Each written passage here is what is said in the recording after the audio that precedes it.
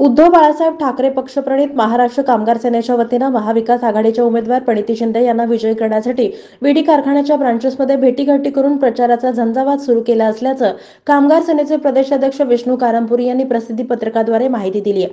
48 लोकसभा मतदारसंघातील महाविकास आघाडीच्या उमेदवार आमदार प्रणिती शिंदे यांना प्रचंड मतांनी विजयी करण्यासाठी शहरातील सर्व विडी कंपन्यांच्या ब्रांचेसमध्ये जाऊन प्रचार सुरू केलाय।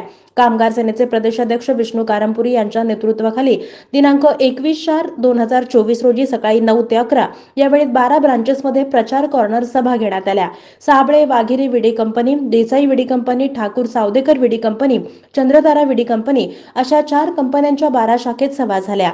विष्णू कारंपुरी यांनी विडी उद्योग वाचवण्यासाठी पर्यायी उद्योग निर्माण करण्यासाठी येणाऱ्या 7 मे रोजी कर्तव्यदक्ष लोकप्रतिनिधी शहर मध्यच्या 3 वेळेला आमदार झालेल्या प्रणिती शिंदे यांना प्रचंड मतांनी विजयी करा असं आवाहन केलं। यावेळी सर्व विडी कामगार महिला या आम्ही प्रणितीताईंनाच निवडून देणार असं त्यांनी सांगितलं।